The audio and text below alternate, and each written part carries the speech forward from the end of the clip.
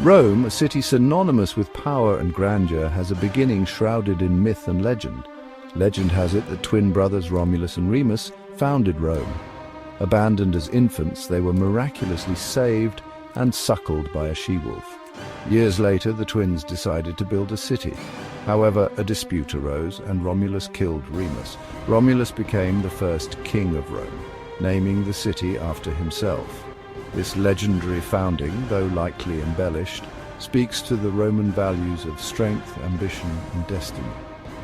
The traditional founding date of Rome is 753 BC.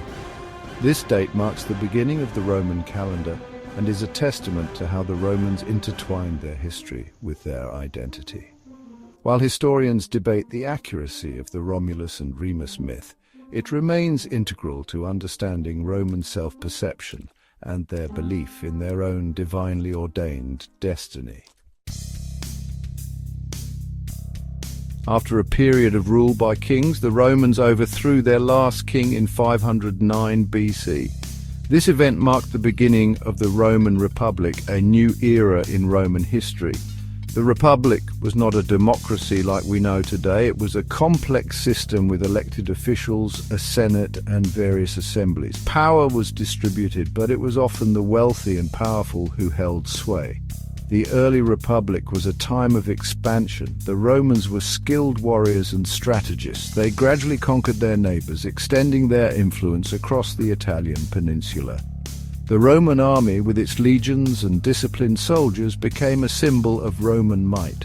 By 264 BC, Rome controlled most of the Italian peninsula, setting the stage for their rise to dominance in the Mediterranean.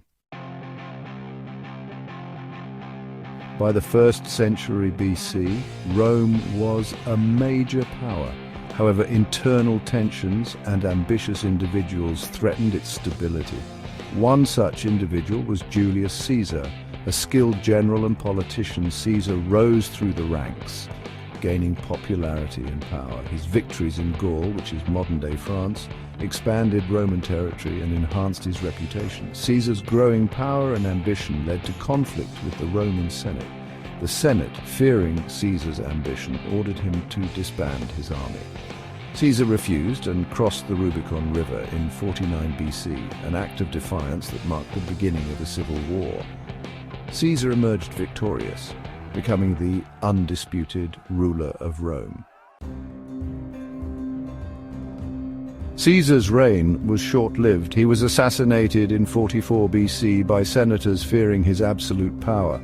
His death plunged Rome into another period of civil war. Out of this chaos emerged Caesar's adopted son, Octavian, later known as Augustus.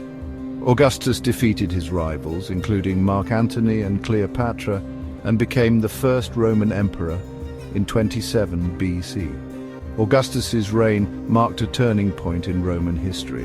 While he maintained the facade of the Republic, he consolidated power in his hands, effectively ending the Republic and ushering in the Roman Empire. His reign was marked by peace and prosperity, a period known as the Pax Romana. Section 5, the Roman Empire at its height, Pax Romana. The Pax Romana, meaning Roman peace, was a period of unprecedented peace and prosperity that lasted for over 2 centuries. It began with Augustus's reign and continued under a series of emperors. During this time, the Roman Empire reached its greatest territorial extent, encompassing lands from Britain in the north to Egypt in the south, and from Spain in the west to Syria in the east. The Pax Romana was a golden age for Rome. Trade flourished, cities grew, and Roman culture spread throughout the empire. The Romans built impressive roads, aqueducts, and public buildings, many of which still stand today as testaments to their engineering prowess. This period witnessed the flourishing of Roman art, literature, and philosophy, leaving an enduring legacy. Section 6. Emperors of note from Augustus to Nero. The Roman Empire was ruled by a succession of emperors, some renowned for their wisdom and leadership, others infamous for their cruelty and excesses. Augustus, the first emperor, set the standard with his long and prosperous reign. He established many of the institutions that would characterize the Roman Empire.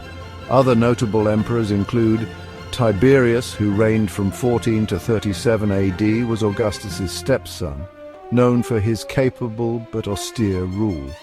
Claudius, who reigned from 41 to 54 AD, expanded the empire into Britain and was known for his administrative skills. Nero, who reigned from 54 to 68 AD, is remembered for his extravagance, tyranny, and alleged role in the Great Fire of Rome.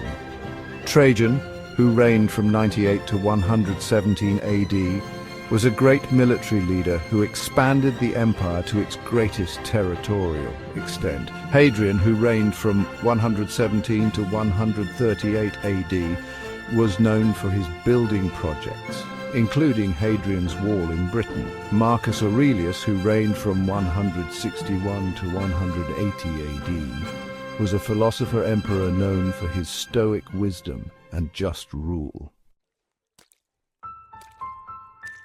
Section 7.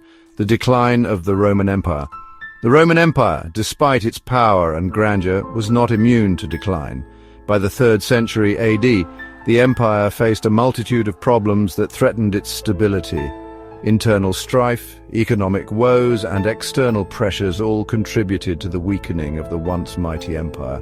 Among the factors that led to Rome's decline were political instability, with frequent power struggles and assassinations creating chaos and weakening the empire from within.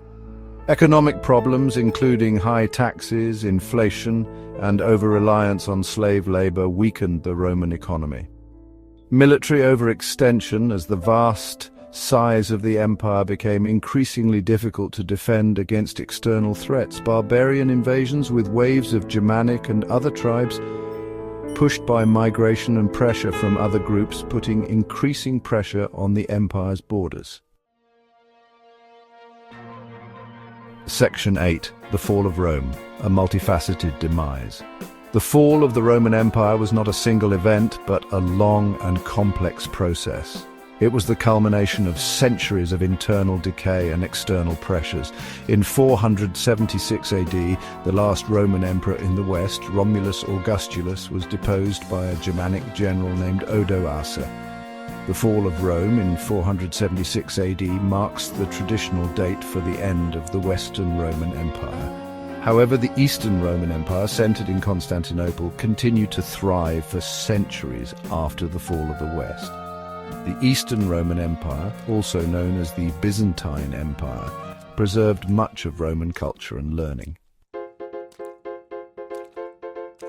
Section 9. The Legacy of Rome, an enduring influence. Despite its fall, the Roman Empire left an enduring legacy on Western civilization. Roman law, language, architecture, engineering, and political thought have influenced countless cultures and civilizations, from the aqueducts that still stand today to the legal principles that form the basis of many modern legal systems. Rome's influence is undeniable. The legacy of Rome is not just about physical remnants, it is about the ideas and institutions that shaped Western civilization. The Roman Republic provided a model for representative government. Roman law influenced legal systems worldwide. Latin, the language of ancient Rome, became the foundation for many Romance languages, including French, Spanish, and Italian. Even today, the Roman Empire continues to fascinate and inspire us, offering valuable lessons on the rise and fall of great powers.